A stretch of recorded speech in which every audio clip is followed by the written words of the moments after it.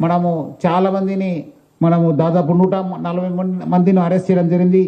BNS sections కాకుండా ఈ violation on మనకు ఈ ఒక ఎన్విరాన్మెంట్ ప్రొటెక్షన్ యాక్ట్ అనేది ఉంది 1986. ఇది కూడా చాలా ఒక మంచి యాక్టు. దీనిపైన కూడా చాలా మనము కేసెస్ కట్టడం జరిగింది. ఈ కేసులో బుక్ అయిన వాళ్ళకి 5 సంవత్సరం శిక్ష పడే అవకాశం కూడా ఉంటుంది. మనం కూడా ఈసారి ఎవరెవరు ఈ ఒక కేసులో పట్టుబడి ఉన్నారు, అది చివరి దాకా ఎక్కడ ప్రొడక్షన్ అయింది, ఎవరి దగ్గర తీసుకున్నారనే పైన మనము చాలా గట్టి ఒక ఇన్వెస్టిగేషన్ చేయడం జరుగుతుంది. ఈ ఒక దాడిలో ముఖ్యంగా ఈ కేసు కట్టడంలో మన గోల్కొండ జోను చాలా బాగా చేసింది. టాస్క్ ఫోర్స్ వాళ్ళతో కలిసి చాలా బాగా చేసింది. మన చంద్రమోహన్, మన డీసీపీ గోల్కొండ జోను 34 కేసెస్ వాళ్ళ ఆఫీసర్స్ కలిసి కట్టడం జరిగింది. దాదాపు 65 లక్షల వర్త్ బాబిన్స్ ని సీజ్ చేయడం జరిగింది. అట్లానే మనం చార్మినార్ జోన్ డీసీపీ అయిన కిరణ్ ఖరే కూడా ఆయన నేతృత్వంలో వాళ్ళ సిబ్బంది కూడా బాగా చేశారు. 27 కేసెస్ బుక్ చేయడం జరిగింది. అట్లానే టాస్క్ ఫోర్స్ చాలా మంచి పని చేయడం జరిగింది. చాలా కమెండబుల్ జాబ్ చేసింది.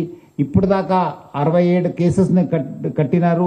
87 మందిని అరెస్ట్ చేయడం జరిగింది. దాదాపు 68 లక్షల విలువైన బాబిన్స్ని మనము సీజ్ చేయడం జరిగింది. 3439 బాబిన్స్ కూడా మనం సీజ్ చేశాను.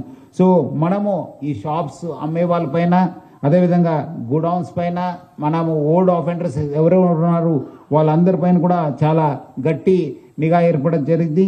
కొంతమంది ఈ మధ్యలో మనము చాలా గట్టి నిఘా ఏర్పాటు చేస్తున్నాం అన్న వల్ల వాళ్ళు ఈ కామర్స్ సైట్స్ నుంచి కూడా కొంత అమ్మడం జరుగుతుంది. ఇన్స్టాగ్రామ్ కావచ్చు, వేరే ఒక ఈ కామర్స్ సైట్స్ నుంచి కూడా అమ్ముతున్నారు. దానిపైన కూడా మనము ఈసారి కూడా ఆ ఒక లీడ్ కూడా చివరి దాకా కూడా తీసుకెళ్లి ఈ ఎవరెవరు ఈ కామర్స్ సైట్స్ ని అమ్ముతున్నారు వాళ్ళపైన కూడా కేసు కట్టడం జరుగుతుంది. ఎందుకంటే నిషేధం అంటే నిషేధము, బ్యాన్ కంప్లీట్లీ. వాళ్ళు ఈ కామర్స్ ఎవరెవరు యాజమాన్యాలు ఉన్నారు వాళ్ళు కూడా అర్థం చేసుకోవాలి. ఈ ఒక్క చైనీస్ మాంజాని అమ్ముకోవడానికి లేదు. వాళ్ళు ఎవరు అమ్మినా వాళ్ళపైన కూడా కేసు అవుతుంది. డెఫినెట్లీ ఈ కామర్స్ సైట్స్ పైన కూడా కేసు కట్టడం జరుగుతుంది. ఆల్రెడీ వాళ్ళకు నోటీస్ కూడా ఇవ్వడం జరిగింది. సో మనం కూడా ఈ ఒక్క మీడియాలో, సోషల్ మీడియాలో అమ్మే వాళ్ళపైన కూడా 24 అవర్స్ వాచ్ పెట్టడం జరిగింది. సో ప్రజలందరూ కూడా కోరుతున్నాను, మీరందరూ కూడా ఎవరైనా ఈ ఒక చైనీస్ మాంజా మీరు ఇన్ఫర్మేషన్ తెలిస్తే, అమ్మే వాళ్ళు తెలిస్తే మనకు తెలియపరచండి.